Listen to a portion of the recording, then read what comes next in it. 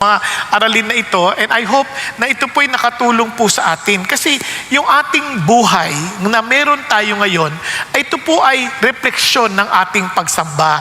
Kaya po napaka-importante na yung ating pagsamba ay tama at hindi po lamang basta isang kasanayang bagay na ginagawa natin sa lingguhang pamumuhay natin. Kasi ang pagsambay hindi lamang po dapat pang isang araw lamang o pang ilang oras lamang. Ito na po yung ating buhay in a sense, no? Kasi kahit aminin man natin, lahat tayo ay may sinasamba. No? Lahat tayo, meron tayong pinaglilingkuran one way or another. Kanya lang, hindi lang natin napapansin, ano ang pinagsisilbihan ko? So, yung pinagsisilbihan mo, yun ang sinasamba mo.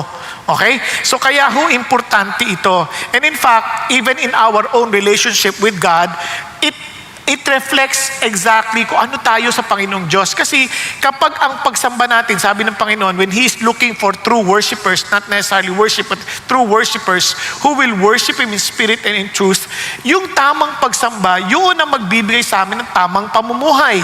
At yung tamang pamumuhay ay nanggagaling sa Panginoong Kristo. Kaya nga, we cannot worship the Lord who is Spirit without the Spirit of Christ in us. Kasi without the Spirit of Christ in us, we are still in the flesh. And in the flesh, we can never please God in any way. No? Kaya napaka-importante yun na tama ba yung pagsamba natin. And sa dami nating pagsubok sa buhay, sa dami nating mga hinaharap, kung wala tayong matibay na pundasyon, napakahirap po. In fact, itong ikikwento ko sa inyo, magugulat ho kayo kasi itong mamang to, biruin ninyo, namatay ho anak nang wala pong kabog-abog, hindi niya alam, bigla lang namatay dahil lang sa scarlet fever.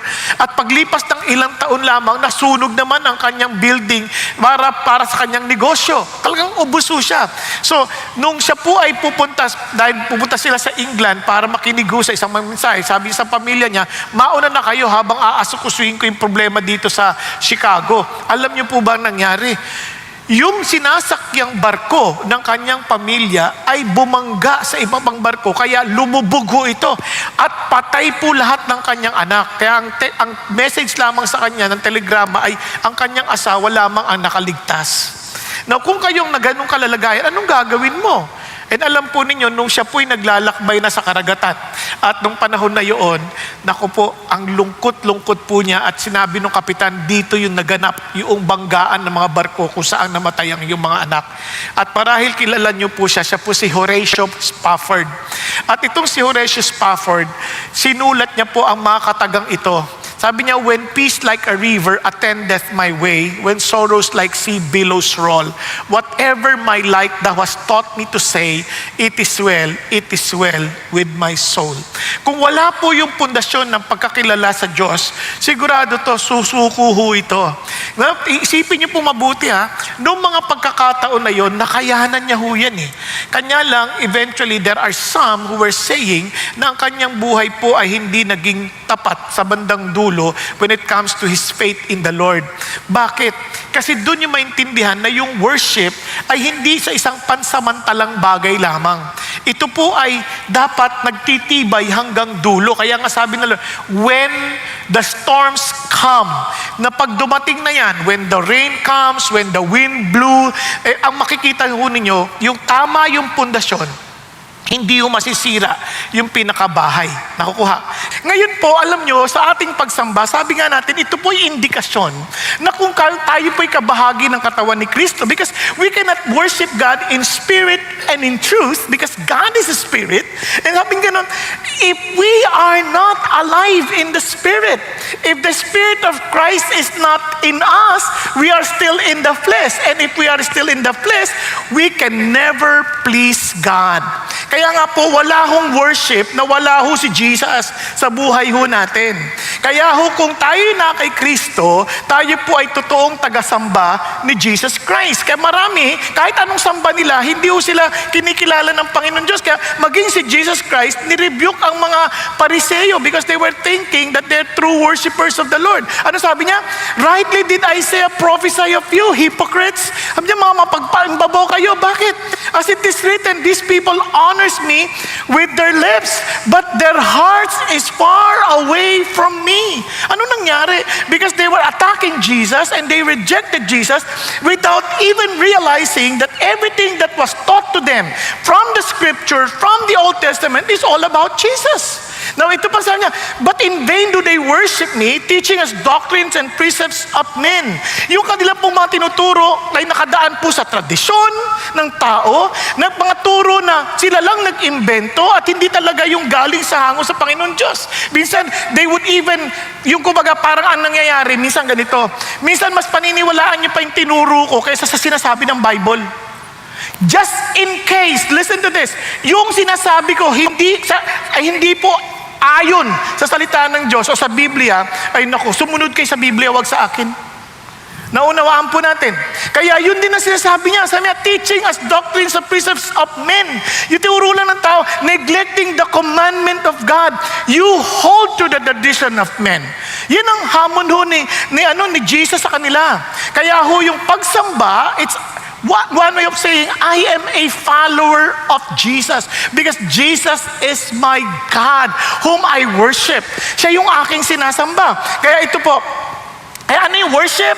Kaya kung hindi mo naranasan si Jesus, it's our proper response who God is.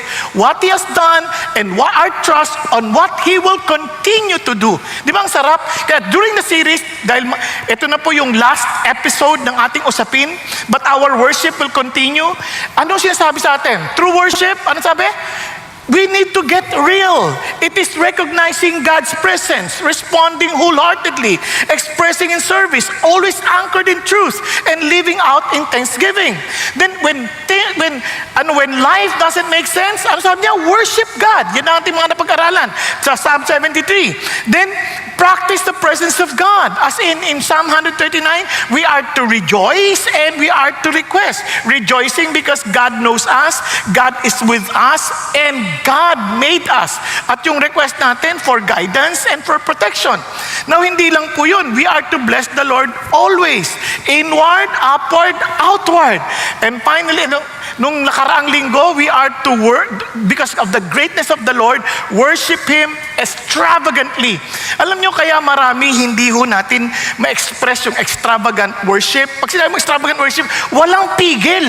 Todo. Walang pipigil. Bakit ko sinabi importante yan? Tingnan ho ninyo, kung naalala pa ninyo. Because God is great. Diba? Great in power, great in grace, great in provision. Pero isang bagay ho, pag tinatanong ko mga tao, why there's some form of restraint in our worship? Because of our culture, because of kung ano-anong dahilan. Tama naman. Ang problema lang, ito ang wala. I will extol you. I will celebrate you.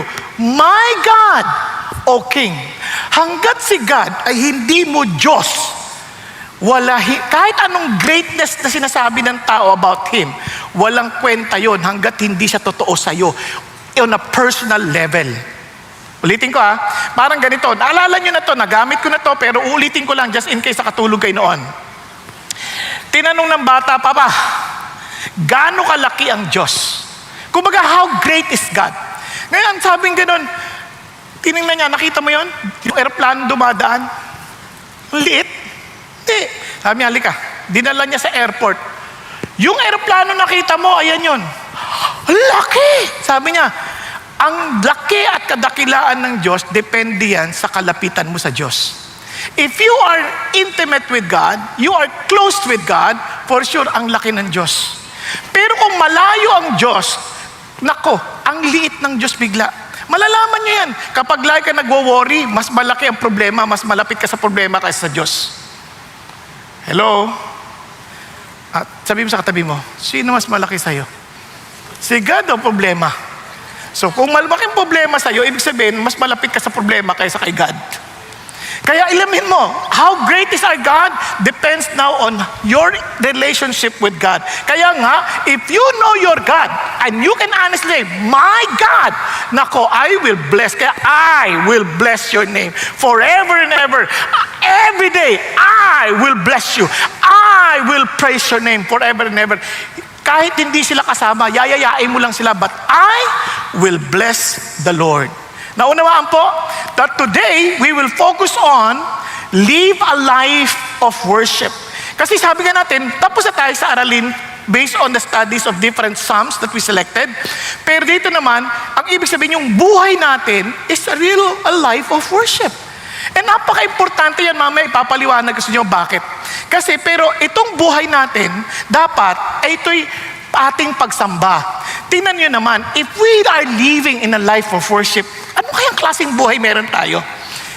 Wow, it is a life with joy, expressed in singing. It is a life as in always, kumbaga overflowing, na parang desire mo, i-proclaim ito to everybody. It's worship with giving. Parang hindi ka natatakot to let go. Kasi nga, alam mo, your God is greater. And your worship is always anticipating, always waiting, excited for the coming of your God, the coming of the one you worship. Di ba? Seeing Him face to face. Di ba? May ganung anticipation. So, para lalo natin maintindihan, let's start with this. Worship is singing. Now, bakit singing? Tingnan nyo ha, ito nakakatawa. Sa Psalm 96, yun ang ating pag-aaralan. Para maintindihan nyo yung background, if you happen to go to 1 Chronicles chapter 16, ito po yung panahon na naipasok po yung Ark of the Covenant. For the longest time, itong Ark of the Covenant, nakuha ng mga Philistines. Nung nakuha ng Philistines, napunta ho kay Obed-Edom. Napunta kay Obed-Edom, hindi ho yan naipasok sa Jerusalem, which was supposedly in Jerusalem. And the Ark of the Covenant represents the very presence of God. Ngayon, nung naipasok na po, finally, at first, ang kanilang first attempt, patay si Uza. Naalala niyo yung kwento? Bakit? Kasi yung dala-dala ng cart na mayroong pinahatak ng baka, anong tawag dyan? Yun. Hindi ko man pwede sabihin napatid. Tabang tao yung napatid. Nabalaho. Nung nabalaho, muntik malaglag. Si Uza, hinawakan. Out of his concern and love for the ark na hindi malaglag, hinawakan niya. Patay siya on the spot. Kasi ang idea dito, it's not about your care or your feeling. It is following God's instruction. Dapat, dala-dala yan ng mga Levites. Kung hindi ka Levites, you are not qualified to hold the ark. Merong assigned person dyan. Naunawaan po. Andiyan pa kayo? Sa practical na buhay, para maintindihan nyo ganito. Marami sa pamilya, kaya nasisira. Patay din yung pamilya. Alam nyo bakit? Yung roles ng bawat isa, hindi lang pinamumuhay. Yung nanay, nag-aaktong tatay. Yung tatay, nag-aaktong nanay. At pinagagalitan ng anak. Naranasan niya sa bahay? Huwag niyo nang aminin. Okay lang naman yan. Kayo na lang yan. What I'm trying to say is this. If we don't know our roles, for sure, we are destroying the very lives we have. Ganon din sa pagsamba sa Diyos. So, ito ngayon, they did not listen to God's instruction. Patay. Now, finally, naipasok. And part of the singing ay yung pong Psalm 96. It's a picture of the very presence of God entering to the very city of Jerusalem. At alam niyo ba, ito po prophetically, it is also a picture of a new heaven. And there would be celebration, singing unto the Lord. Kaya ito po'y puro papurit pagsamba sa Diyos. Itong psalm na to. Ano sinabi niya? So nahati yan sa 4 stanzas. Pero ito yon. First stanza, sing to the Lord a new song. Sing to the Lord all the earth. Sing to the Lord, bless His name. Proclaim good tidings of His salvation from day to day. Ano napansin nyo? Ang unang utos sa pag-awit, awitan mo ang Panginoon. Awitan mo ang Panginoon ng bagong awitin. Ano sinasabi dito? Parang yung sinasabi niya, yung tao punong-puno ng galak sa puso na hindi mo maintindihan, na naaawit niya. At yung awit na yan, regalo ng Diyos sa atin yan. Now sabi niya, a new song, laging sariwa. Kasi bawat experience mo, meron kang awitin na nakaka-apekto sa'yo. Andiyan pa kayo? Now, bibigyan ko lang halimbawa, para maintindihan niyo mabuti. Naalala ko, nung nagbo-board exam ako, nakwento ko to, nagbo-board exam sa'yo. Nung nagbo-board exam ako, bago ako mag-board exam, as in 1 week before, broken hearted. Ang hirap mag-isip, mag-i-exam ka, board exam, broken hearted ka, di ba? Alam nyo, nung linggo na yon, hindi ako makapag-worship sa Diyos. Ang aga ako nagising, hindi ako makapag-quiet time, hindi ako makakonsentrate. kalat-kalat yung utak ko. Mga alaala ng nakaraan. Naiisip niya yan, na-experience sa iba sa inyo ito eh. Yung iba sa inyo, sorry, manhid kayo pa. Kaya, eto na. Di ko alam gagawin ko. Ginawa ko, pinatugtog ko yung tape recorder pa noon. Yung tape, baka hindi alam ng ibang bata, yung parang bilog yun. So, wala, hindi pa CD, hindi pa USB tape recorder pa, hindi pa MP3, yun po ay tape recorder. Okay? Kung hindi nyo alam, sorry na lang, basahin nyo lang sa kasaysayan. So, pinindot ko yan. Kumanta. Unang-una, Jesus, you're the sweetest name of all. Wow, sarap. Yes, Lord. Yes, Lord. Pero I'm still battered. Hindi ko alam gagawin ko. So ginawa ko, ni-rewind ko ulit kasi mukhang naengganyo ako sa kanta. Pero bago ko pinlay ulit, nag-iisip ako, Lord, talagang ang gulo-gulo na isip ko, hindi ako makasamba sa'yo. Pinlay ko ulit. Pag-play ganyan.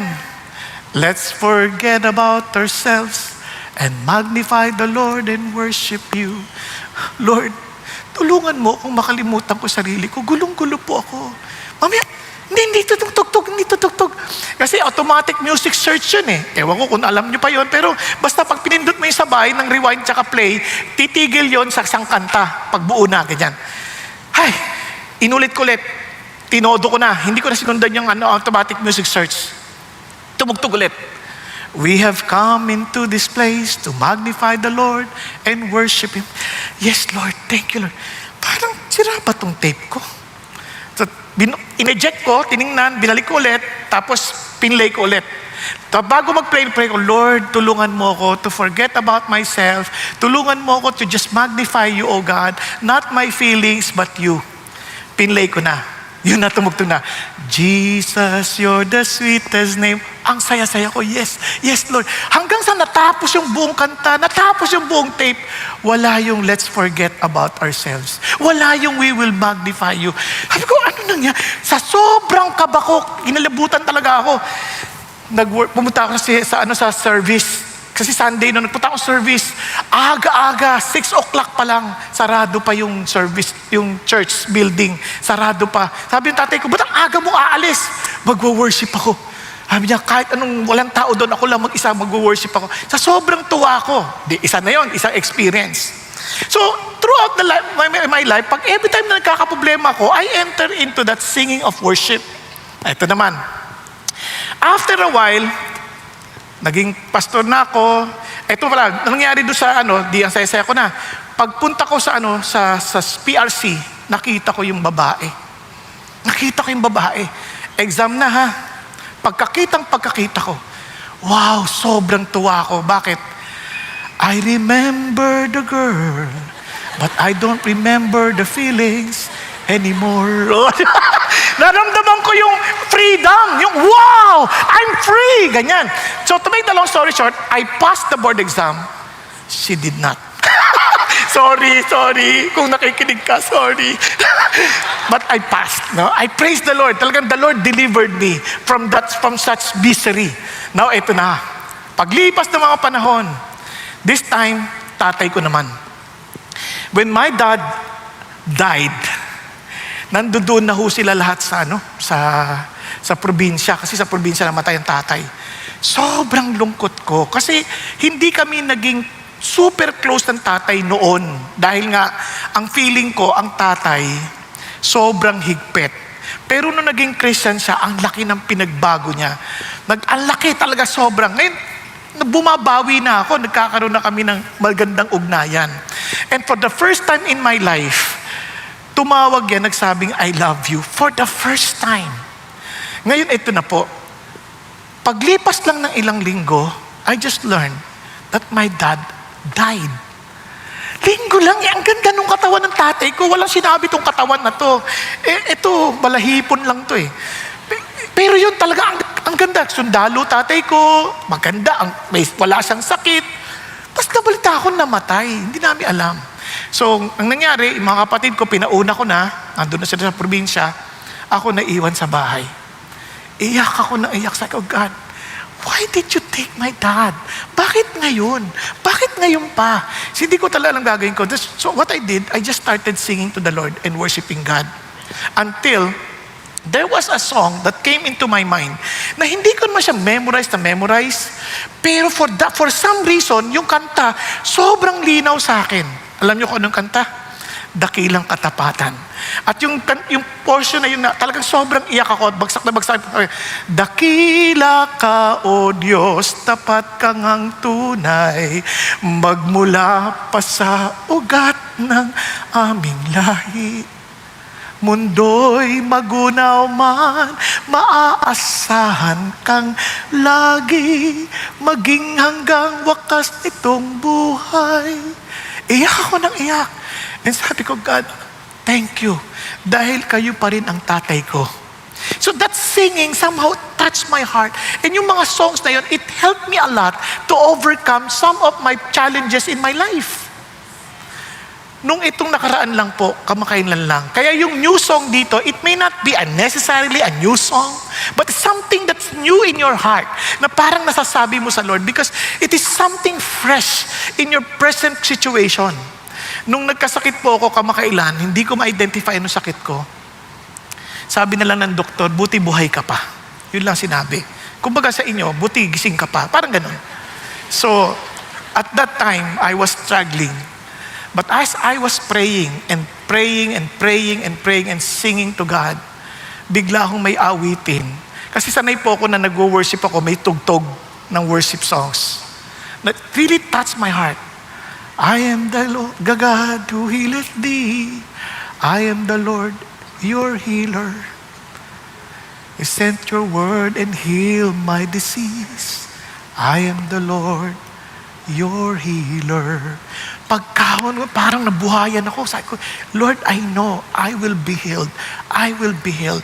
And true enough, ngayon buhay pa rin ako. By the grace of God. Hindi ko pwedeng kwento sa inyo kung anong dahilan. Wala akong cancer, baka nag-iisip ko, cancer ako nung pinanganak, pero wala akong cancer. Kasi mayroong mga kumalat na kwento noon, may cancer daw ako. Walang ganong katotohanan. Pero isa lang bagay alam ko, kahit ano pang sakit yan, kasi sa moment natin, kahit wala kang sakit, akala mo buhay ka pa, mahaba buhay mo, hindi totoo yan. Hindi natin hawak ang buhay natin. But somehow the song reminded me, you are immortal until your mission is done. Yun lang sinasabi ng Diyos. Are you following? Bakit sabi sa katabi mo, alam mo, immortal ka hanggat ang mission mo hindi tapos. Okay? Hanggat hindi tapos ang mission mo. Ayaw nyo maniwala? Yan ang sabi. Pera na lang na kung si mission ng Diyos sa'yo. Pwede ba yun? Oo, pwede. Kasi, naalala mo si Ananias at saka si Sapphira. May problema sa Sapphira. Naalala mo? Patay sila on the spot. Why? Because they lied against the Holy Spirit. They lied to the Holy Spirit. Naalala nyo? Now, what's the point of all this singing? Again, as we are to worship God in spirit and truth, this singing is actually a manifestation of the reality of the Holy Spirit. Tingnan nyo, sabi ni Jesus, now on the last day, the great day of the feast, Jesus stood and cried out saying, if anyone is thirsty, all of us, we are thirsty for something. Minsan hindi lang natin alam kung ano. And sabi ng Lord, but you cried out saying, if anyone's thirsty, let him come to me and drink. Kung meron kang kinauuhawang bagay, something that you're thinking that will satisfy you, lumapit ka sa akin. Because all of those are idols in your life. And sabi niya, he who believes in me, as the scripture said, from his inner being will flow what? Rivers of living water. Hindi ka na mauuhaw. Bakit? Ito'y mag-uumapaw from the innermost being. Ito'y nag-uumapaw sa'yo. And this is about what? He spoke of the Spirit, whom those who believe in Him were to receive, for the Spirit was not yet given, because Jesus was not yet glorified. And now that Jesus Christ rose again from the dead, and He was glorified, look at what God says. Sabi ni Paul, be filled with the Spirit. Anong epekto? You're speaking to one another in psalms, in hymns, in spiritual songs, singing, and making melody with your heart to the Lord. Diba? Amazing. Always giving thanks for all things in the name of our Lord Jesus Christ to God, even the Father. Tingnan niyo pa epekto. And be subject to one another in the fear of Christ. No, dun pa lang sa awitan, you will be filled with singing, with songs, with melody from the heart. Hindi sinasabi ng Diyos, hindi ka kumakanta for yourself. You are singing to the Lord. Amen po? ang audience natin si Lord. Hindi ako marunong kumanta. So what? To the Lord, yung ang tunog lang ng puno, papuri na sa Kanya eh. Yung pang boses natin, di ba? Boses palaka. Yung palaka nga pagsamba sa Diyos eh. Di okay lang kayo, pantay lang? Nakukuha niyo ibig sabihin? Walang pinagkaiba. The howling of the wolves, lahat ng yan ay papuri sa Diyos. Making melodies. Look at the words, always giving thanks. Kaya alam mo, if you're filled with the Holy Spirit, lagi kang nagpapasalamat. Lagi kang nagpupuri sa Panginoon Diyos. Kaya nga nakakatawa kanina, kwento ni Pastor Peter, yung sa Nigeria, yung sinusunog. Sabi ng pastor, let us thank the Lord. Nasunog na yung kanilang lugar, yung kanilang church building. Let us praise the Lord. Why? Unang-una, we did not fight against the Muslims. Kahit ginawa nila sa atin ito. Hindi tayo nakipag-away sa kanila. Tapos pangalawa, hindi nasunog ang church. Nasunog lang ang building. Pero yung church, buhay pa din. Tama? Pangatlo, sabi niya, hindi nasunog ang bahay niyo. Bahay ko lang. Pagpuri tayo sa Panginoon Diyos. Nakakatuwa. Alam niyo pagka punong-puno ka ng Espiritu ng Diyos, lahi ka mapagpasalamat. Yung iba tao, they just came from the ministry. Puro reklamo. Paglabas pa lang, ang hirap naman lumabas dito, ang traffic. Hindi magpasalamat ka, may kotse ka. Yung iba naglalakad. Sumasakay. Yung iba naghaantay pa ng kanilang booking. Hello? Diba? Pag-isipan niyo mabuti. Minsan nagre-reklamo pa, ang tagal naman magsalta itong pastor na ito, overtime. Naku, magpasalamat kayo, ibang pastor din nagsasalita. Walang gusto sabihin at walang alam sabihin. Pero tayo, we have all the time. We are praising and worshiping the Lord. You know you're filled with the Spirit because you're filled with thanksgiving, full of songs. And look at the words, be subject to one another. Kawawa, ibang praise and worship team. Hindi dito sa service na to. Kawawa, let us praise the Lord. Raise your hands. Come on, let's dance to God. Labanan na nila lahat. Tas yung congregation. Walang submission in the fear of Christ. Pag-isipan niyo mabuti. Pipilitin pa, come on. Let's sing to the Lord. Clap your hands, man. Tapos sabi, amen. Amen. Kawawa. Hindi dito Sa 6 o'clock. Mamaya 3 naman. Ano ibig sabihin? Doon pa lang alam mo, it's a manifestation of the reality of the Spirit of God. Sobrang blessed tayo. Binigyan tayo ng music ng Diyos. Kasi ang benepisyo ng music, may emotional expression. Bigay ng Diyos yan. Cultural identity. Alam mo yung kante. Kunyari sa atin sa Pilipinas, alam mong Pilipino yung kumante. Bakit? Madamdamin tsaka kundiman. Iba ata effect. Kunyari nabasa mo lang, ikaw lamang ang aking iibigin magpakailanman.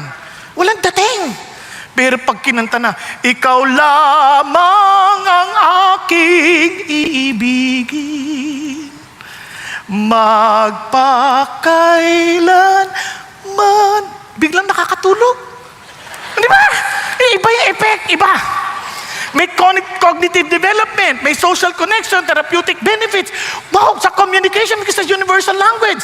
Historical significance, napapaalala ka ng mga nakaraan, katulad ng ating lupang hinirang, entertainment and pleasure, cognitive function, skill development, and spiritual connection. Kaya nga yung mga bata, sabi nila sa pag-aaral sa Time Magazine noon, nilabas sila, paringgan yung mga baby sa tiyan pa lang ng mga musika, especially ng mga classical music ni Mozart, nagiging matatalino yung mga bata. Amazing. Basic lang study yun. Sabi ko, siguro pinarinig ng nanay ko yung mga ganun sa akin. Joke lang. Biro lang. Di ba? Pero sabi nila, ito sabi ni Johann Sebastian Bach, all music should have no other end and aim than the glory of God. Kaya kahit tayo, mga bata, pansinin niyo, pag may music, kahit hindi mo naintindihan yung lyrics, kanta ka ng kanta. Apati. Ano ang apati mo? Di ba? Hindi mo naman naintindihan yung apati. Basta, and the soul's refreshment, where this is, an aim that the glory of God and the soul's refreshment, where this is not remembered, there is no real music, but only a devilish hubbub. Wow! No wonder, siya laging may JJ. Yung JJ, Jesus Juva. Ibig sabihin, Lord Jesus, help me. At sa ending ng kanyang composition, SGD, Soli Deo, SDG, Soli Deo Gloria. Laging siya sabi yun, it's all for the glory of God. Bakit? Anong meron sa kanta? Sabi ni Saint Augustine, I perceive that our minds are more devoutly and earnestly elevated into a flame of piety by the holy words themselves when they are thus sung. Pag kinanta yung words, nagkakaroon ng ibang effect sa atin than when they are not. Ibig sabihin, nagkakaroon ng unity sa mind, nagkakaroon sa body, sa emotions and actions, affected lahat yan because of the declaration of our belief through songs. Amazing. Sobrang blessed tayo kay God. Binigyan niya tayo ng music. Kaya even when si Moses was about to die, ano sabi niya? Behold, you are about to lie down with your fathers. Now therefore write this song for yourselves and teach it to the sons of Israel. Put it on their lips so that this song may be a witness for me against the sons of Israel. Sinabihan na ng Lord itong mga Israel ito, tatalikod sa akin to. But write a song that they would remember. E napansin niyo si Saul? Naalala niyo si Saul? Pagka ginagambala ng demonyo, tutugtugan ni David nang mapayapa siya. Di ba? Kaya yung iba sa atin, di ba, makakita kayo ng mga parang may sakit na, parang mamamatay na, kung ano-ano nangyayari. Pakinggan mo ng worship. And you will see how the Lord will move in their spirit. Are you following? God's gift is this song. Naalala ko tuloy, may isang pamilya, sobrang nakakalungkot ang nangyari. Ito po ay nangyari nung yung kanyang sister-in-law at yung asawa ng kanyang sister-in-law, si Craig at Susan Phelps ay talagang na-involve sa isang car accident. Tinamaan sila ng 18-wheeler truck sa likuran ng sasakyan. Tumalsik lahat, pati yung mga anak, talsikan ho sila. And they could not even find their children kung hindi lang narinig yung mga ungol dahil sa pait ng kanilang naramdaman. At ang malungkot, isa sa kanilang mga anak patay. So they do not know what to do. Bagamat Dr. Who si Craig, nung kinukuha niya na anak niya, sabi ng Panginoon, kunin mo ibang anak mo. Sabi niya, nasa akin na si Jeremy, yung anak mo, nasa akin na. So unahin mo na yung mga ibang anak mo. So eventually they requested Don to come to their funeral. Don, pwede ka bang kumanta? At nung dumating na po nga sa funeral, hindi alam talaga gagawin ni Don. Nasa aeroplano siya, Lord, what shall I do? So he meditated on the words of God. At nung nag-meditate sa the word of God, nabasa niya yung Isaiah 43 verse 19, I will even make a way in the wilderness and rivers in the desert. At doon po ay na-compose siyang awitin, God will make a way. Naalala niyo pa po ng kananta to ni Don Moen, God will make a way where there seems to be no way. Sabi niya, He works in ways we cannot see. He will make a way for me. He will be my God. Hold me close to His side with love and strength for each new day. He will make a way. He will make a way. And dito po yung portion, sabi niya, by a roadway in the wilderness, He'll lead me. Rivers in the desert will I see, heaven and earth will fade, but His word will still remain. He will do something new today. Di ba? Kaya nakakatuwa. And alam niyo yung sikreto? Yun ang ginawa ni Don Moen. Sabi niya, let the word of Christ richly dwell within you. Meditate on the word. With all wisdom, teaching and admonishing one another. Turuan mo sila. Hindi yung puro sarili lang iniisip. Sabi niya, with psalms, hymns, and spiritual songs, singing with thankfulness in your hearts to God. Yun ang buhay ng Kristiyano. Di ba? Ang buhay ng Kristiyano ay masayang tunay, masayang tunay, masayang tunay. Di ba? Kaya kanta ka ng kante. Ay, isipin mo yung babae, inuutusan na ng asawa, maganda ka ng inumin, magluto ka ng pulutan, hating gabi. At itong si asawa, sige, upo muna kayo dyan. Lord, saan ako kukuha? 7-Eleven, open 24 hours. Yun. Habang nagluluto ng pulutan, kumakanta. In Him we live and move. Nagtataka yung mga kaibigan, bakit ganyan ka? Napaka-unreasonable asawa mo, ikaw kanta ka pa ng kanta. Christian ako, yung asawa ko hindi. Sabi niya, kaya sabi ng Bible, maglingkod ako sa asawa ko. Bukod pa dyan, pag namatay asawa ko, impyerno punta. Kaya pinasasaya ko na buhay niya ngayon. Nakita niyo ibig sabihin? Dahil narinig niya yan, nagsisi yung lalaki. Tinanggap si Jesus nung gabi na yon. Nakuha niyo? Kasi, you see, Christian life is full of songs as a manifestation of a spirit-filled life. Naunawaan po. Now, pangalawa, since it's overflowing, worship is proclaiming. Proclaiming what? Sabi niya, sing to the Lord, bless His name. Look at the words. Proclaim good tidings of His salvation from day to day. You see, itong nakalimutan nating marami. Hindi natin inaalala how the Lord saved us. To them, it was a reminder for them that they were saved from Egypt. Pero tayo, we are saved where? From hell. And the Lord Jesus Christ had to go down and become human and die on the cross and suffer on the cross for us. And praise God, He rose again from the dead to make sure and to give us assurance, buhay kayo, bayad ko utang ninyo. So, what a salvation that we receive. Paalala mo lagi yun every day of our lives. At dahil doon, sabi niya, you proclaim these good tidings. Ipagsabi mo, kasi hindi mo ito kakayanin. Kaya sabi niya, tell of His glory among the nations, His wonderful deeds among all the peoples. Look at the words. For great is the Lord and greatly to be praised. He is to be feared above all gods. Why? For all the gods of the peoples are idols, but the Lord made the heavens. So, tigil mo tayo sandali doon. Sabi niya, declare the glory of God. Yung word na glory came from the word kabod. Ang ibig sabihin ng kabod, weight, yung bigat. Bigat. Sabi niya, lahat itong word na to, for all the gods of the peoples are idols. Yung word na idols, ang ibig sabihin niyan, elilim. Ang elilim, nothing, useless. Sabi niya, anong pinagkaiba? Yung Diyos natin, Elohim, so powerful, full of splendor and beauty. Gaano siya ka-powerful?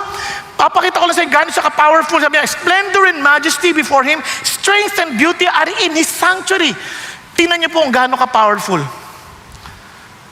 Itong nakikita ninyo, lahat ng nakita niyong dots, hindi yan bituin. Yan ay galaxy. At ang bawat galaxy, mayroong 100 billion, at least, more or less, stars. And tayo, nasan tayo? Nasa isa lang tayong galaxy, Milky Way galaxy. Sa laki ng ginawa ng Diyos, isipan mong napansin ka niya? Alam niya kung kailan ka natutulog? Ay, hindi ikaw. Sorry. What I'm trying to say, He knows everything about us. Bakit? Why do you take notice of us, Lord? And He named every star in the universe. And yet, He sees us and takes notice of us. Hindi ko magagap yun. And sabi niya, ito yung glory. Dahil ang Diyos lamang ang siya lang ang hindi kinreate. Everything is created. Walang saysay na doon ka ibuhos mo yung sarili mo sa mga bagay na lilikha lang ng Diyos. What do I mean? Kasi ganito yan. Para maunawaan natin, sabi ng isang mga awit, babalikan ko lang yung sinabi kanina sa inyo, that our God is great. Sabi niya dito, tell of His glory. Diba? Yung word na glory, sabi ko is weight. Yung bigat. Sabi ni David Foster Wallace, kung ano, sabi niya, we are all dying to give our lives away to something. Sabi naman ni Bob Dylan, isa ring mga awit, sabi niya, we are all to serve somebody. Nakuha niyo? So ano ibig sabihin niyan? Whether you admit it or not, we are willing to die for something to have it. Yun ay ating mga idols. If we love someone and we put our weight on that quote, idols, na walang weight, it will disappoint us eventually. Sasample lang kayo. Maraming tao pag sabi niya, pag ito napakasalan ko, wow, ito talaga si Lord na ang ganda. Pag napakasalan ko to, sobrang ng saya ng buhay ko. Tama? Sorry, Alma na lang, Alma. Kasi nang sa kante, Alma. Napakasalan mo na. Ito mapapansin mo, yung almang minahal mo, magbabago yan. Aalma yan. Nung una, tuwan-tuwa yan, na nagsisilbi sa'yo. Pero pag umalma na yan, naku, aray ko, ayan ko na, ayoko na. Parang iba na. Biglang papasok si Fe sa picture.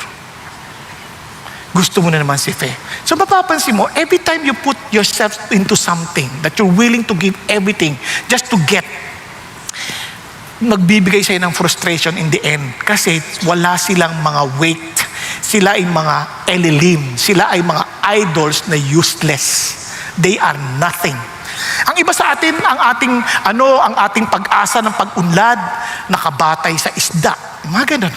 Kailangan may isda sa bahay, nalalangoy-langoy. Ang problema yung isdang yan, mamamatay din yan. Pag namatay yan, walang swerte dyan. Napakamahal. Pero ang totoong pagpapala, nasa kamay ng Diyos. Yun may weight. When God says, seek first His kingdom and His righteousness, and all these things shall be added. Yun yung glory na sinasabi. Kaya nga, lahat tayo, kung hindi tayo maingat, may kanya-kanya tayong kinilikhang mga Diyos-Diyosan sa buhay natin, na they serve us nothing. They will never satisfy us. They will always keep thirsty. Kaya naman si God lamang yung mag-aalis ng uhaw sa atin. He alone is worthy to declare the glory. Kaya gusto natin sabihin sa lahat ng tao to. Kasi lahat ng tao may problema eh. Lahat ng tao mayroong kahungkagan sa loob. There's some form of emptiness inside. And we need an answer. And they're trying to answer that by wealth. Ito, pag yumaman ako, okay na. O kaya by relationship. Pag ito naging asawa ko, naging kaibigan ko, ito na talaga, wow, ito na yun. But the truth is this, the person closest to you hurts you the most. Diba? Kaya ano sagot? Hindi pala yaman, hindi baka posisyon, baka power. Nako, hindi nyo napansin bakit yung marami kahit tapos na yung kanilang mga termino, gusto pa rin ng posisyon?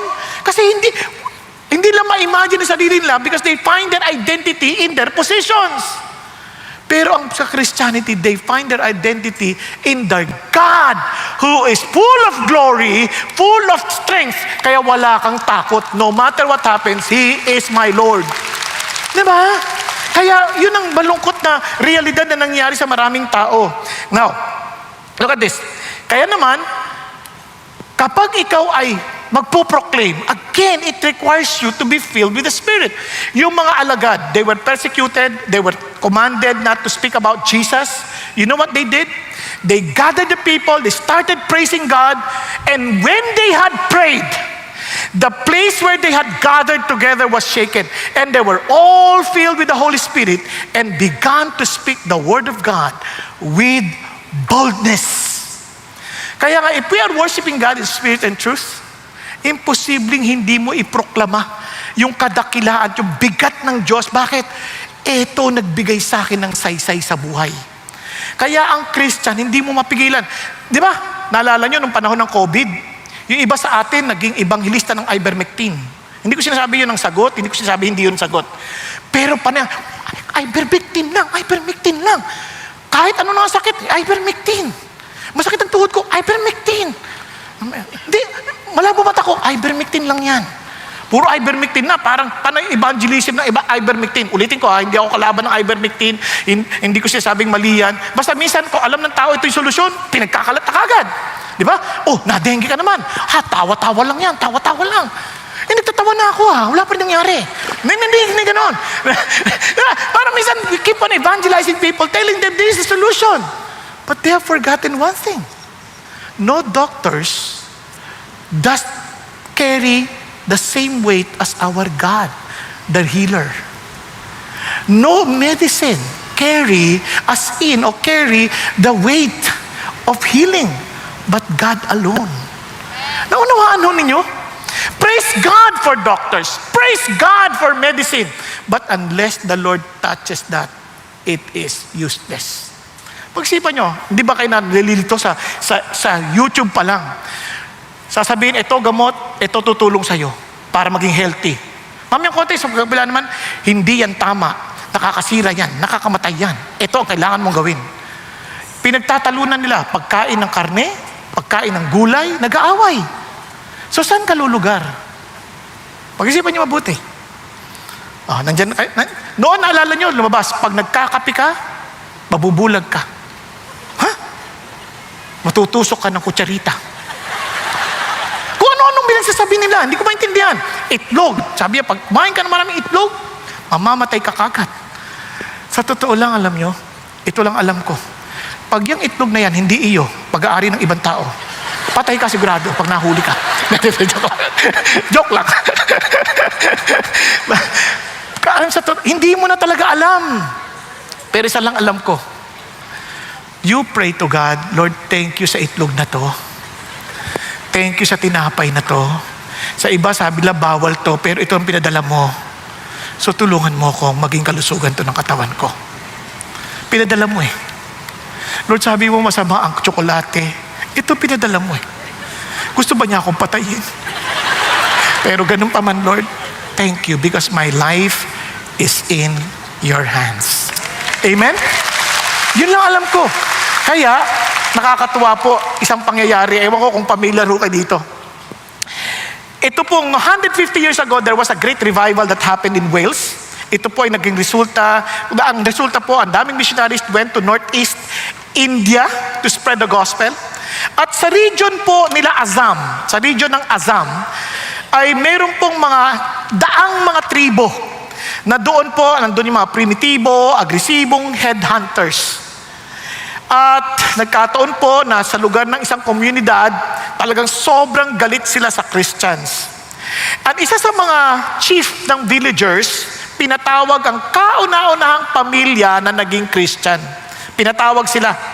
At sinabing ganon, i-deny mo si Jesus Christ, walang mangyayari sa inyo. Walang mapapaslang sa inyo.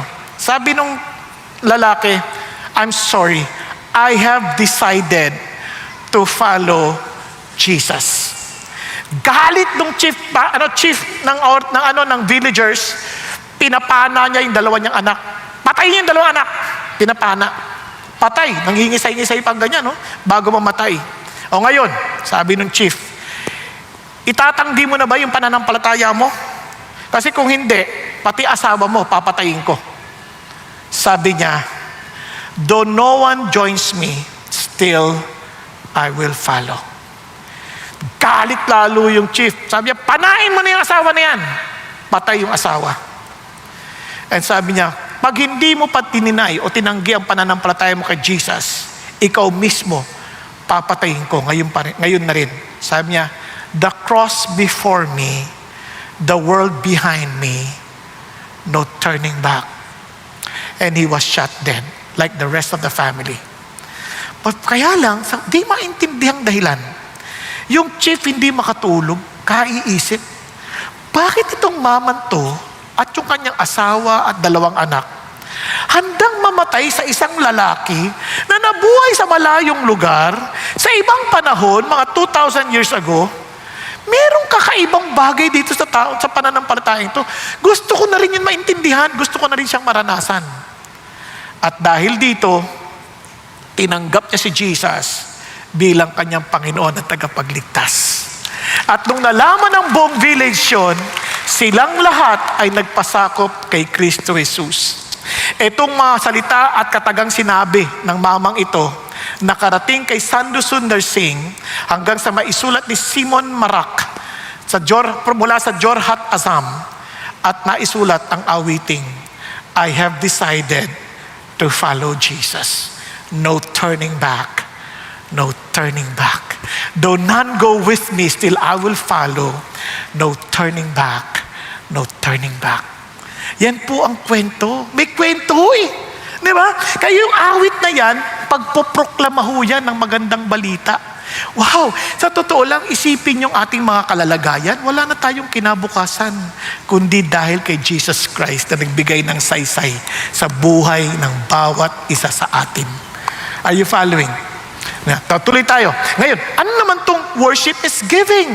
Alam niyo, sabi tingnan yung word, ascribe to the Lord, O families of the peoples. Ascribe to the Lord glory and strength. Sabi niya, ascribe to the Lord glory of His name. Bring an offering and come into His courts. Pasinin niyo po, itong word na ascribe, meaning give. Give to God the glory due His name. Give to God. Kung ibigay mo sa Kanya. And an expression is bring an offering and come into His court. Look at this. Para Para sa mga nanonood sa online, praise God for you that kahit malayo kayo, mahirap ang lugar, you are joining us. But if you are still able to come to the courts, Jesus himself, every Sabbath, he would come to the synagogue to fellowship with the people. Kasi yun ay part ng worship. Kaya bring your offering and come into His courts. Now, and when they come to the court, they are not going there empty-handed. Kasi ang isip nila, they're always to offer it to the Lord. Katinan nyo, sample lang. 3 times in a year, all your males shall appear before the Lord, your God in the palace which He chooses. Kasi the males will represent the whole family. And they shall not appear before the Lord empty-handed. So, automatic sa kanila yun. Now, alam nyo, yung bagay ng pagbibigay, hindi yan pinipilit sa tao. Kaya nga sa atin, wala tayong pagpasa. Napansin nyo ba yan? Hindi yan tayong pinapasa. Kasi kusang loob mo yung ginagawa. Pag ikay nasa kay Kristo, magkukusa ka eh. Naalala siya sa Zacchaeus. Di ba, nung nakilala niya si Jesus, naranasan niya yung grace ni Jesus, sabi niya, half of my wealth I will give to the poor. If I have wronged anyone, I will give 4 times back. Napansin niyo? Automatic yun eh. Hindi yung parang pipilitin. Yung parang pipilitin ka ba naman, kailangan ka magbigay. Kung di ka magbibigay, tandang mo. Walang ganon. Kasi yung ikaw mismo, dahil naintindihan mo, ikaw ay magkukusa, magbibigay sa Diyos. Katingnan niyo po. Halimbawa lang, naalala niyo sa Acts, yung mga Christians, the believers. Look at what they did. And all those who had believed were together and had all things in common, and they began selling their property and possessions and were sharing them with all as anyone might have need. Tingnan niyo pala, day by day continuing with one mind in the temple and breaking bread from house to house. They were taking their meals together with gladness and sincerity of heart, praising God and having favor with all the people. And the Lord was adding to their number day by day those who were being saved. Ay, hindi lang pinagtatalunan ng tithes. Ano may tithes? 10%? Tingnan nyo nga. Paano sila bigay? Lahat. They were giving their all because they are in sense of awe of God. Hindi ko sinasabi na yun ang nire-require ng Diyos, ibigay mo lahat. What I'm saying is, how do you respond to His greatness in your own personal lives? Now, alam nyo, matapang ako sabihin sa inyo to. Bakit? Nung nakilala ko si Jesus, sobrang thankful ako sa Diyos sa kaligtasan na tinanggap ko. At ang ari-ari ang natira sa akin noong mga panahon na yon, una, nagkaroon ako ng bisikleta. Yung simpleng bisikleta lang, yung rally. Yan. Galing sa Amerika. Hiningi ng Lord, akin na yan. Yes, Lord. Hindi ko yan ipagdadamot sa inyo yan. Tapos, pinaltan ng Diyos ng trisikleta. Pedicab. Nagka-pedicab kami para may anak na ako. Sabi ng Lord, akin na yan. Binigay ko ulit kay God. Pinaltan ng Diyos ng Volkswagen. Lupit. Sabi ng Lord, akin na yan. After a while, sige po, inyo na po. Walang problema. Tapos, dumating ang panahon, ito na yung sasakyan mo. Medyo SUV na. Akin na yan. Sa'yo rin po yan, Panginoon Diyos. Alam nyo, minsan, hindi ako pinagkulang ng Diyos. Lagi niyang hinihingi. At tuwang-tuwa ako, I feel so wealthy because kaya kong ipamigay. Basta kay God. Naunawaan ninyo, hindi issue na bilang ka ng bilang. Madalasan na lagi nagtatanong, wala nang tithes. Wala. Sa totoo lang, yung Old Testament, ano yung portion na binibigay nila? Tithes. Law yun. Yung law, bare minimum yun. Paano natin naintindihan ng thou shalt not kill? Huwag ka lang papatay. Tama? Nung in-explain na ni Jesus, magkaroon ka lang ng distaste sa kapatid mo na parang aasar ka sa kanya, naiinis ka, pumatay ka na nun eh. Wala ka pang aktual na pagpatay ha. Ibig sabihin, bare minimum yung walang papatay. Pero yung maasar ka lang, pamatay ka na. Pag-isipan nyo mabuti. Yung mga lunya, yung lalaki, nakipag-ano sa ibang babae, may asawa, bare minimum yun. Ang inaintindihan natin. Sabi ng Lord, when you look at a woman with lust, matalang naman ang lunya eh. You're already committed adultery in your heart. Bare minimum lang yun na intindihan natin sa Old Testament eh. Kaya pagdating, tingnan nyo naman, sa atin, Sabbath or Sunday. Sa kanila, day by day. Sa atin nga eh, 2 oras lang eh. Dapat isang kalahati lang. Bakit 2 oras tayo? Bilang tayo ng bilang. Sa totoo lang, hindi sila nagbibilang. Bakit? They were praising God together with a sincerity of heart. Day by day, continuing with one mind. Breaking bread from house to house. Every day. Tapos sa templo na, bahay-bahay pa. O kung kayo pa yung host, ay, ang daming bisita. Ay, ang lakas nilang kumain. Sa kanila, walang pagbibilang. Sa kanila, sobrang galak sila. Kain kayo, kain kayo. Hindi naman sa atin to, no? Pero sa iba, kain kayo. Kain kayo. Mamaya pagbalik, uy, kain ka. Kain. Mamaya, kain ng kain. Kain ng kain. Nag-iba na yung tono. Bakit? Walang sinseridad ng puso. Sa kanila, wala silang inisip na gano'n. Naisip nila, Lord, everything is yours. Everything I give to you. Kaya nung si David, na-challenge si God eh. Si David, nagkasala, nagbilang ba naman? At nung nagbilang, nagalit si God. Nagalit talaga si God. Sabi ni God, bakit ka? Dahil pinapili siya ngayon ng parusa. So sabi niya, at the end, sabi ni David, Lord, yun na lang pong, mahulog na lang ako sa kamay ninyo kasi maawain kayo. Huwag sa tao. At nung sinabi niya yon, nakita niya yung anghel na nakapwesto sa lugar ng pag-aari ni Arauna at doon siya magbibigay ng offering niya sa Panginoon Diyos. Kaya lang, ito nangyari. Sabi nung Arauna, nung nandun na siya, sabi ni Arauna, no, wag ka na magbayad. Okay na po yun. Hari ka eh. Sabi ni David, no. I will surely buy it from you for a price. For I will not offer burnt offerings to the Lord my God, which cost me nothing. Grabe no? Para sa kanya, pag binigay ko sa Diyos, ayoko nung pinagkukuriputan ko ang Diyos. Ayoko nung parang tinitipid ko ang Diyos. Basta sa kay God, ibibigay ko yung todo. Kaya tuloy, may awiting ganyan. I cannot come before. Parang concert ko to eh. My righteous holy Lord. Kasi dapat ayoko kumanta, sabi ng Lord. Hindi. Huwag kang mahiya para sa akin. Kaya pasensya na kayo, mahiya kayo sa akin. And offer to Him worldly things I do not need, and hope He's pleased. For He wants me to give a heart that's truly His, an offering of highest price, a servant whom the Lord can use. Ito na ho yun. I will not offer anything that cost me nothing. I place before Him nothing less than my very best. And if I'm called to sacrifice, it will be worthy of my Christ. I will not offer anything that cost me nothing. Naintindihan niyo? Pagdating sa Diyos, huwag na tayong compute ng compute. He is worthy of everything because He owns everything. Pinagkatiwalaan lang tayo. Minsan bilang tayo ng bilang oras, panahon. Huwag na. Bigay na natin kay God. He deserves everything. When God speaks to us, palagay niyo, we can outgive God? Never. We can never outgive the Lord. Nagkakanan, because we can give without worshiping God, but we cannot worship God without giving. Parang naalala nyo kasi worship is equivalent to loving. You can give without loving, but you cannot love without giving. Amen po? And kaya naman, ano siya sabi ng Lord? Worship the Lord in holy attire. Tremble before Him all the earth. God is not asking for our money. He's asking for us. Kaya sabi ng Bible, therefore, I urge you, brethren, by the mercies of God. Now that you understood the gospel, now that you understood the grace of God, present your bodies a living and holy sacrifice acceptable to God, which is your spiritual service of worship. Nagkakaintindihan?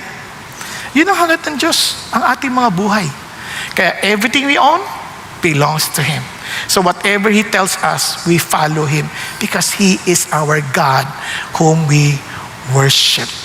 And I praise God, hindi tayo lugi. So finally, worship is with anticipation.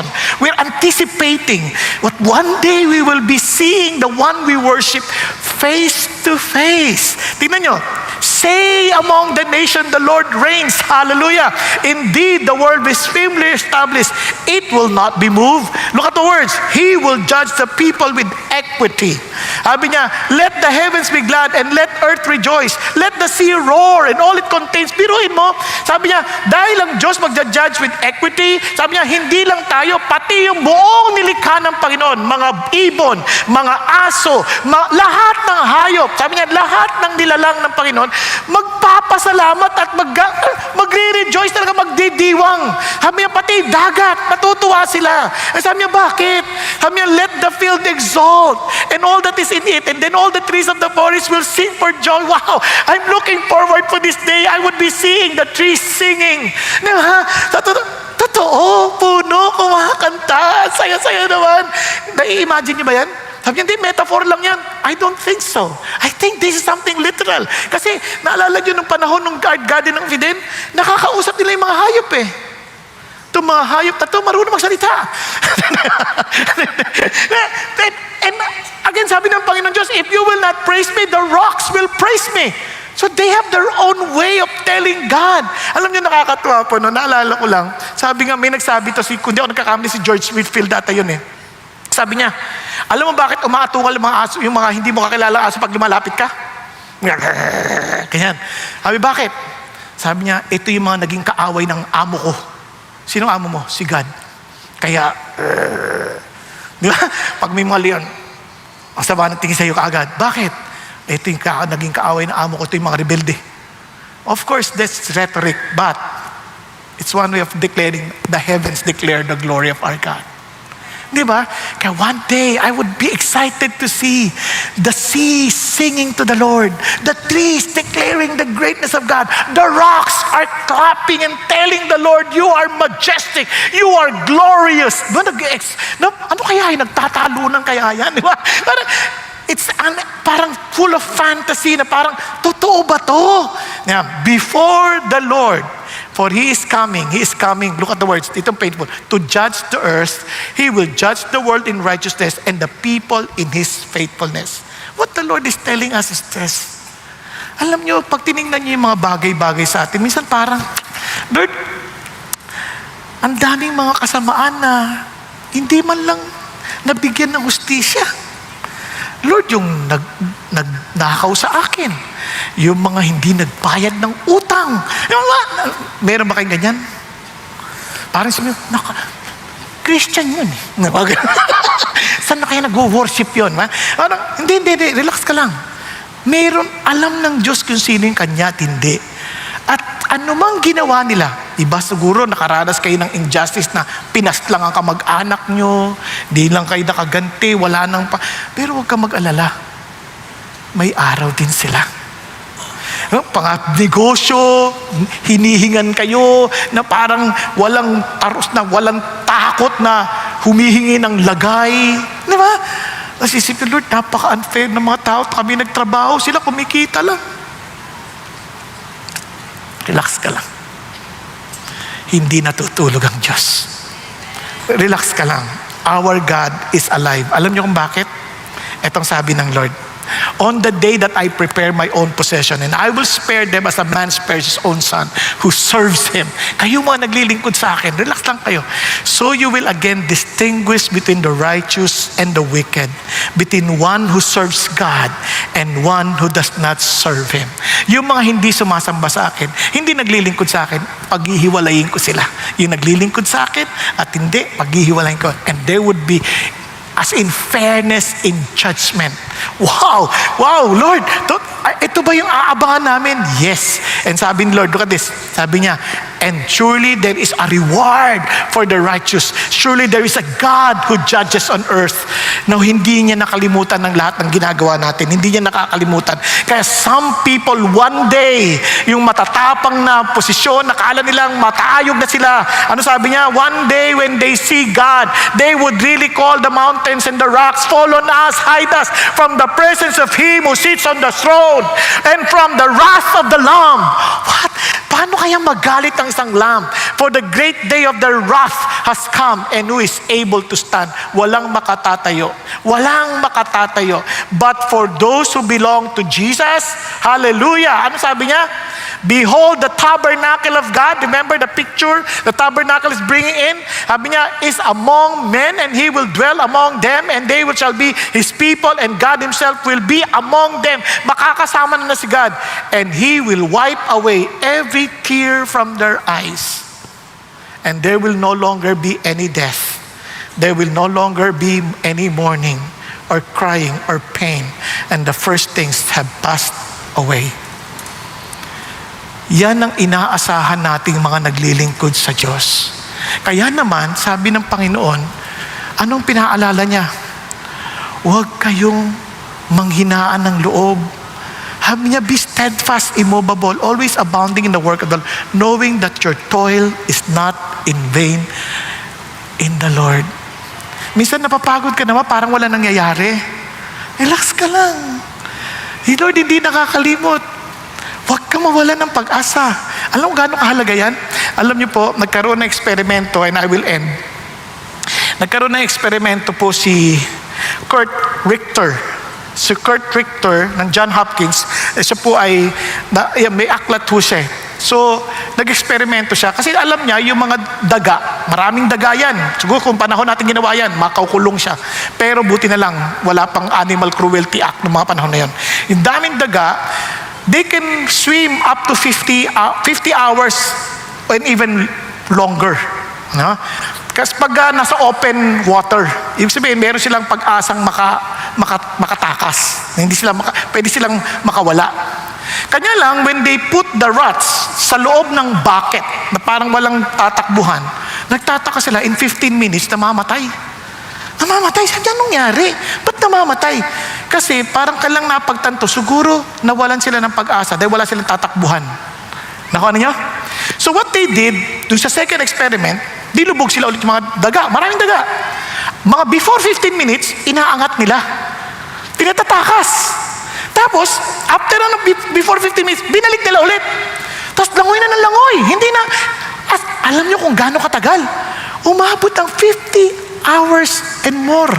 Bakit? Sa isip nila, may mag-aangat sa atin. May mag-aangat sa atin. Sige lang, langoy lang ng langoy. May mag-aangat sa atin. May mag-aangat sa atin.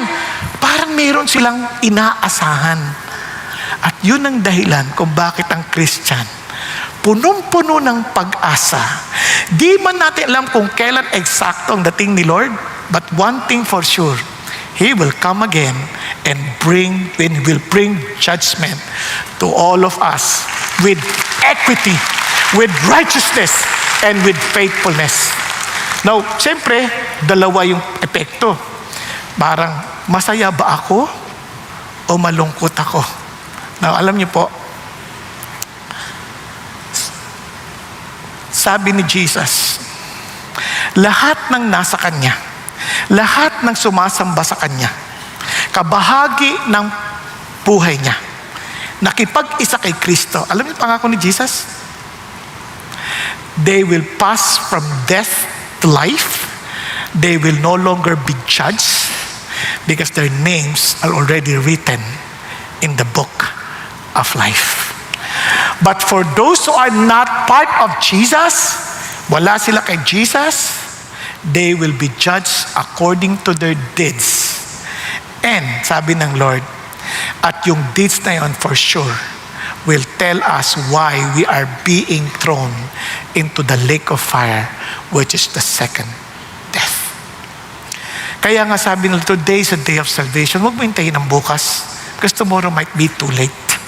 Kaya sa ating lahat na sumasamba kay Jesus, hallelujah, sa Panginoong Diyos na buhay, sa Kanyang anak na si Jesus at ang banal na Espiritong nasa sa atin, Yun ang ating pag-asang palagi, that our God will surely come back to us again to fulfill the salvation He promised to those who believed in Him. Kaya nga nung nag-Lord Supper tayo, di ba sarap, Lord, thank you for your body that was crucified on the cross for me. Thank you for the blood that brought me a new covenant with you. Lord, thank you that one day you will be coming back again to bring salvation to those who believe in you. Amen po? Praise God. Tayo pong lahat ay yumuko at pumikit sandali. Mga kapatid, ginahingi ko lang po na bawat isa atin, alam nyo, kayo lang nakakaalam ng totoo nyong kalalagayan.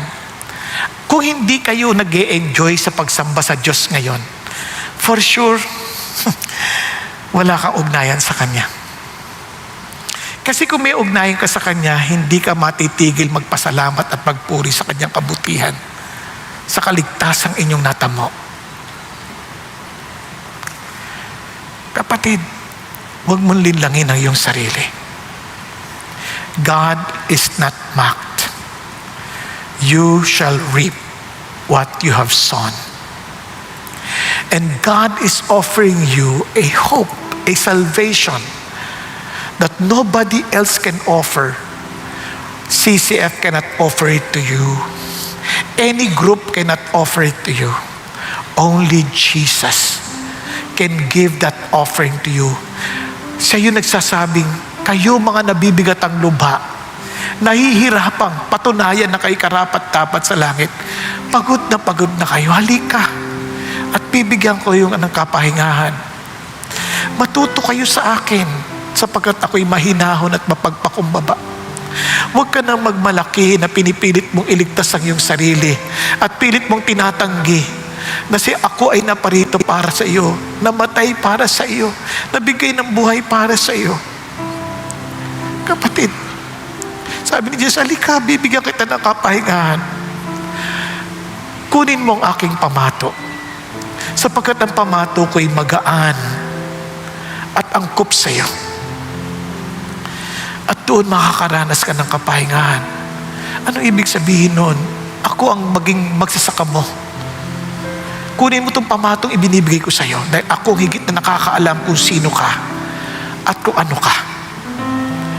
Ako ang Panginoong nagmamahal sa iyo. Ako ang may kalwalhatian, bigat na kailangan mo para maging matibay ang pundasyon ng iyong buhay. Ngunit kailangan mong aminin na kailangan mo ako. Kaya naman sa oras na ito, hinahamon kita kapatid, inaamin mo bang kailangan mo si Jesus? Inaamin mo bang siya lang ang tanging mong pag-asa at wala nang iba? At siya lang iyong sasambahin dahil siya lang ang karapat-dapat luwalatiin at parangalan sa buhay na ito. Kung yan ang iyak ng iyong puso ngayon, magpakumbaba kang, itaas mong kamay mo, sabi mo, Panginoon, ako po yun. Thank you, Lord. Thank you, Jesus. Yes, ako po yun, Panginoon. Tinatanggap kita ngayon. Panginoon, piniamin ko na kayo lang ang karapat-dapat sambahin, kayo lang ang karapat-dapat luwalatiin, kayo lang ang dapat paglingkuran. Kahit Panginoon Jesus, pagharian ninyo ako. Salamat kayo ang namatay sa krus ng Kalbaryo para upang ang kasalanan ko'y mabayaran.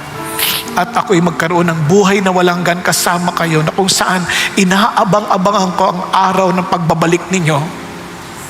Dahil alam ko, Panginoon, that you will reward those who served you. Hindi mo lang kami niligtas, kundi binibigyan niyo kami ng karapatang magantimpalaan, makoronahan para sa kalwalatian at kadakilaan ninyo. Salamat po, Panginoon. And Father, I pray for those who raise their hands, may you empower them with your Holy Spirit, O God, as you promised, and allow them, Father God, from the innermost part of their being to overflow, Father God, a river of life. Hallelujah. And I pray that wherever we are and whatever condition we are in, we will always praise and worship you. For you deserve all the glory and the honor and the power forever and ever. Hallelujah. Amen. Hallelujah. Praise God, praise God. May you bless every family we represent. In Jesus' name, hallelujah. Amen, amen, amen.